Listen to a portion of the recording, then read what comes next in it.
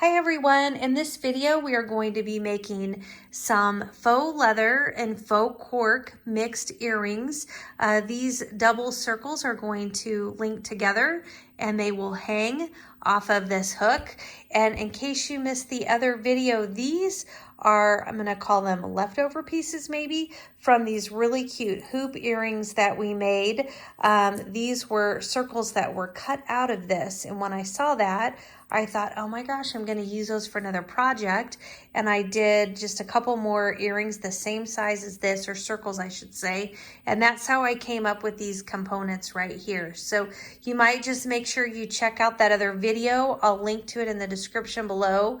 If you want to start here and then get these scraps to use up here, that's great. But let's go ahead and I can share with you how we're going to put these together. First, if you're just getting started with making jewelry, let me show you a few key tools. I do use my pliers and my jump ring tool. This is how you work with the hooks and with the jump rings. I got both of these along with this container full of different colors of hooks and jump hooks for a really good deal on Amazon. I'll link to that. If you click into the description below, I'll have a link. Click on that and you'll find links to everything. All right, so let's get started. The first thing I always do when I'm making my earrings is I work with my jump ring, and I need to get my jump ring onto my hooks.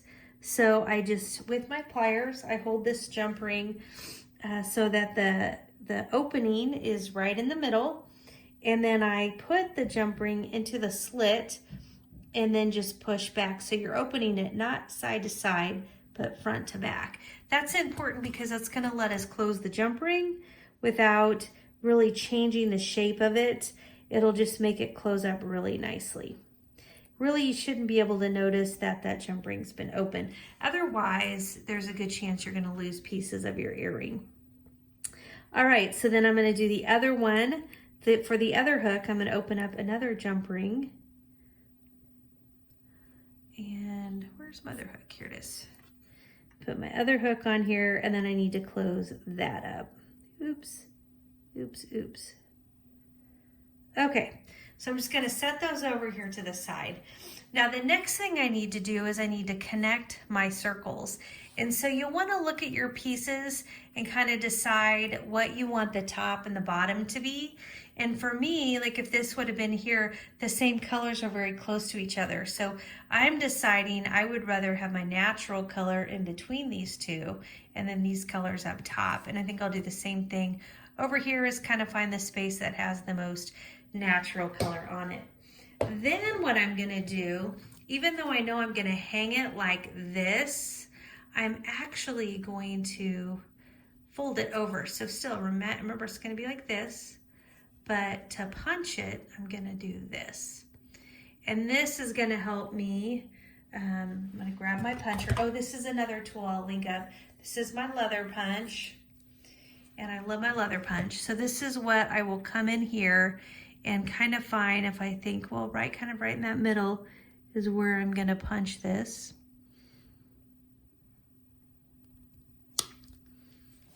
And I punched it like that. And I'm gonna do the same thing on this one. Remember, it was gonna be like this, so I'm just kind of folding it over for now. And you can just draw these. I mean, that's the great thing in Cricut Design Space. It's just a circle. We happen to have these because they were left over, but it's, you know, that's the great thing about jewelry is a lot of times you're just working with shapes and you can just make those yourself. Okay, so I've got another jump ring here and I need to get this thing open. So I'm gonna again put it into a slit and open it wide. And then these two earrings are gonna go inside of this. I might have to go one at a time.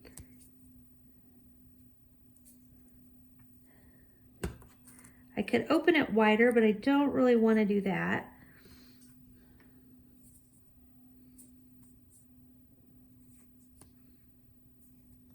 And then once I get both of those in there, I can close that up.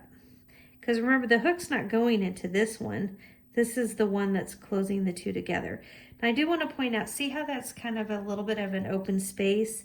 That really bothers me. So I can take this and put it kind of right up to the edge and hold tight with my pliers and push, and I can try to get that to close more.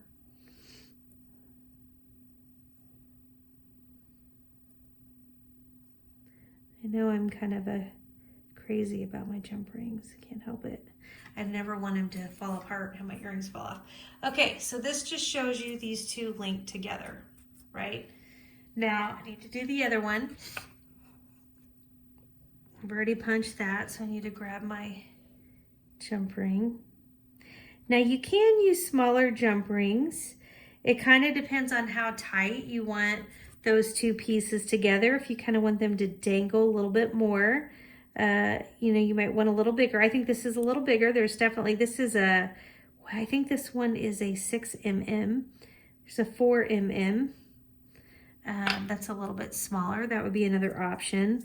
But we'll see how we like the dangle. And then if you think, oh, that's too much, you want it tighter, you could always go with the other one.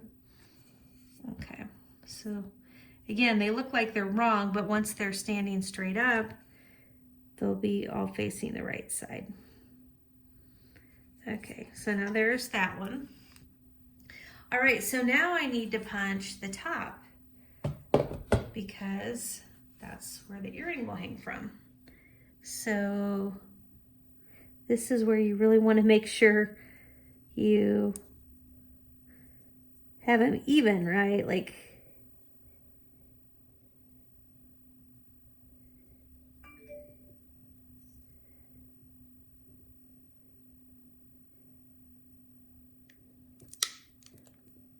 I think that one looks good.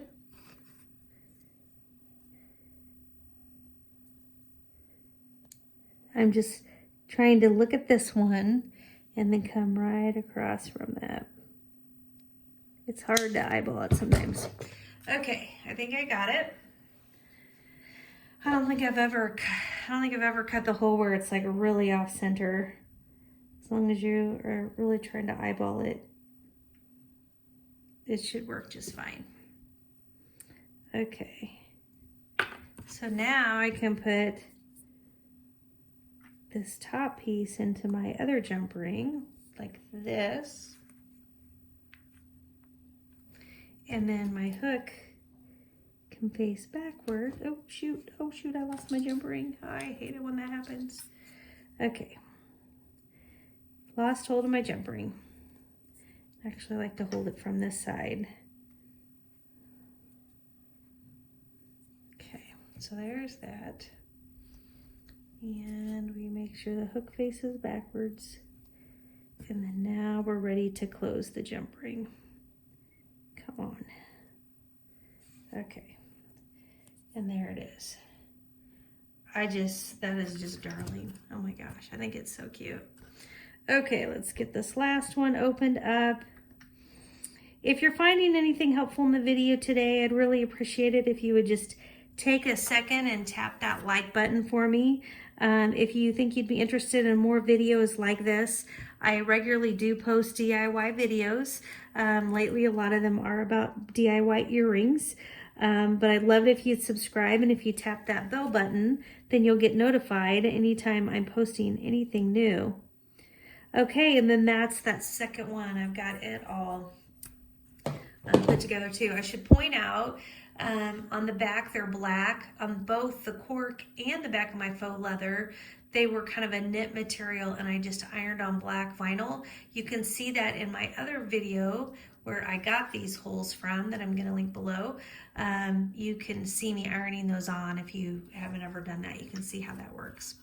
So that's just pretty cool how I got this great second pair of earrings by using these scraps from this pair of earrings, and then just by quickly running through 2 more of these camo cork circles. And I think those are just almost, I guess I like them about the same, if not more, than my original earrings. So thanks so much for watching today, everybody. Have a great day. Good luck with your projects.